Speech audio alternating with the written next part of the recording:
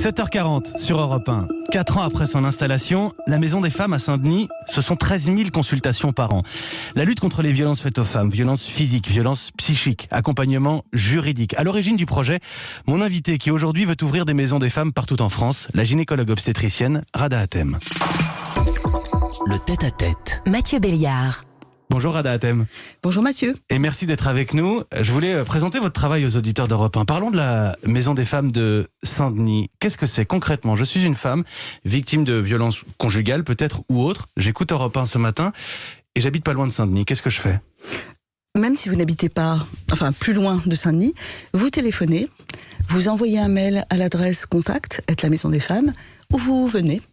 Et vous dites, voilà, je ne vais pas bien, je ne sais pas exactement pourquoi, je ne me sens pas bien dans mon couple, dans ma relation, et j'aimerais en parler à quelqu'un. Et là, vous avez rendez-vous avec un professionnel qui va faire le point sur votre situation, qu'elle soit sociale, psychique, médicale, et vous proposer des soignants qui vont vous accompagner. Et cet accompagnement est évidemment, et c'est ça qui fait notre force, très diversifié et très complet. C'est la santé mentale, la santé somatique, c'est la justice, c'est le social, c'est la police, c'est des ateliers pour aller mieux, des groupes de parole pour partager et trouver des ressources. Et notre objectif, au fond, c'est que les femmes qui sont rentrées chez nous ressortent avec beaucoup plus d'autonomie et de sécurité.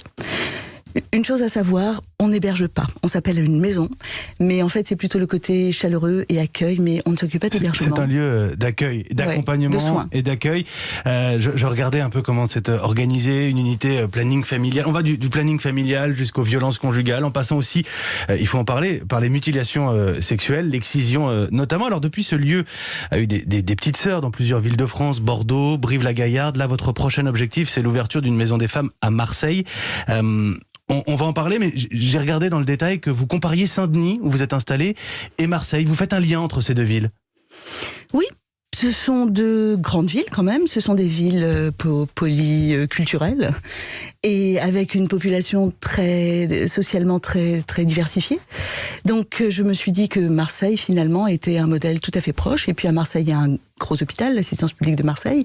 Et notre modèle, sa force aussi, c'est qu'il s'appuie sur un hôpital, toujours. Parce que dans un hôpital, il y a tous les soins qui peuvent compléter. Il y a la radiologie, les urgences, les orthopédistes si on est cassé. Et il y a un bloc opératoire si on a besoin de se faire opérer. Donc j'avais vraiment à cœur que les grandes villes, en priorité, pour commencer, il faut bien commencer, il ne faut pas oublier la ruralité, mais je t'ai intéressé par outiller les grandes villes. Les grandes villes, pour ce qu'elles représentent en bassin de population, pour l'appui sur l'hôpital aussi, on a bien compris, évidemment, vous vous inscrivez en complément du système de soins français. D'autres projets, Reims, Versailles, Caen, Rennes, il y a un enjeu de territoire, être présente sur un maillage des villes. Vous n'êtes pas forcément dans un fonctionnement télétravail distanciel chez vous. Difficile. Non, il faut mailler le territoire, parce que pour toutes ces situations compliquées, la vie des femmes est déjà difficile. Alors si en plus il faut aller très loin, il faut multiplier les rendez-vous, ça devient mission impossible et les gens abandonnent. Plus c'est près de chez vous, plus la justice aussi est de proximité, et mieux ça fonctionne pour vous. Il y a une forte hausse que vous avez constatée, une forte hausse des demandes de prise en charge pendant le confinement ? Oui, et juste à la sortie du confinement, oui. Parce que pendant le confinement, les gens étaient quand même un peu tétanisés et prenaient très peu de risques. À la sortie du confinement, évidemment, tout ce que les femmes et les enfants avaient vécu a commencé à sortir. Et nous, on a eu des femmes qui avaient été vraiment très abîmées. J'ai des amis pédiatres qui me racontent des enfants hospitalisés avec des fractures du crâne, des morts post-violentes. Bon, c'est quand même un problème inacceptable dans notre société, je pense. C'est parfaitement inacceptable et il faut le combattre sans relâche, mais cela dit, ça souligne ce qui s'est passé aussi c'était aussi ça le confinement, cette impossibilité de s'enfuir pour bien des femmes. Et vous avez mentionné les enfants, ces femmes dans la Maison des Femmes à Saint-Denis, elles sont accueillies avec leurs enfants si elles arrivent avec leurs enfants. Tout à fait. Et c'est pour ça que aussi nous avons levé des fonds nous-mêmes pour pouvoir avoir une petite antenne enfant, parce que quand on voit les enfants de ces femmes avec elles, on comprend qu'ils ne vont pas bien et qu'on ne peut pas les laisser sans aucun soutien. Rada Hatem, je voulais vous poser cette question d'actualité avec la présentation du projet de loi confortant les principes républicains. On a découvert, pour beaucoup, qu'à l'aube de 2021, il y a en France des certificats de virginité qui sont délivrés par des médecins. Il fallait l'interdire à tout prix ? Non ? Non. Je pense que ce qu'il faut faire, c'est arriver à convaincre les parents de ces jeunes femmes, qui ne sont pas des mineurs, que ces certificats ne servent à rien et que la virginité des filles ne les regarde pas. Malheureusement, le poids de la culture est monstrueux. Hier, j'ai rencontré une maman comme ça qui était très à cheval sur la virginité de sa fille et qui me dit « Moi-même, je m'automutile, je m'empêche d'avoir du plaisir, je suis divorcée depuis 25 ans, je n'ai aucun autre conjoint.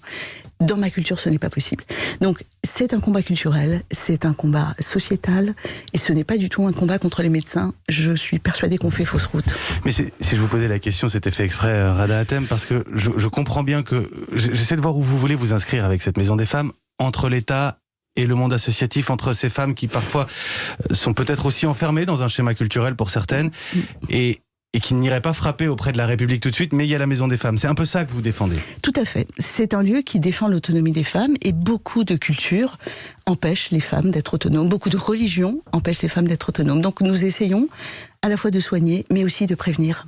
Alors, pour les auditeurs d'Europe 1 qui vous découvrent, qui voudraient peut-être vous aider, qui sont peut-être en région marseillaise et qui aimeraient voir arriver une Maison des Femmes, vous avez lancé un appel aux dons tout simplement sur le site helloasso.com avec plusieurs personnalités, je pense à Julie Gaillet, à Philippe Catherine, Alexandra Lamy, qui vous sont venus en aide pour ce petit clip d'appel aux dons. Avec 1 euro, moi je construis une maison. Et pas n'importe laquelle.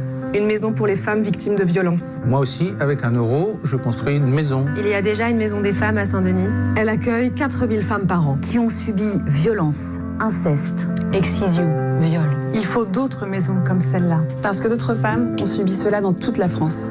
Donner, c'est soigner. Rada Hatem, permettez-moi d'être un peu taquin. J'ai regardé le nombre de participants et 1 euro on construit une maison et les gens donnent en moyenne une 40aine d'euros. Il y a un besoin, il y a une envie de vous voir installé finalement du côté de Marseille. Oui. Très clairement. On a été inondés de propositions d'aide, de candidatures. C'est magnifique. Mais 1 euro, pour le coup, c'est aussi la possibilité de vous donner un coup de main. helloasso.com, la Maison des Femmes. J'ai insisté sur Marseille, c'est le gros projet que vous défendez. C'est quand même la 2e ville de France. Il y aurait une raison pour que vous puissiez vous installer, mais d'autres projets dans d'autres villes de France. Rada Hatem, 1000 merci d'être venu présenter ce projet ce matin sur Europe 1. Merci Mathieu. Et bon courage pour la suite. Gynécologue obstétricienne, Rada Hatem, médecin et fondatrice de la Maison des Femmes à Saint-Denis, une militante de la cause féminine depuis une 40aine d'années. Rada Hatem sur Europe 1 ce matin, 7h48.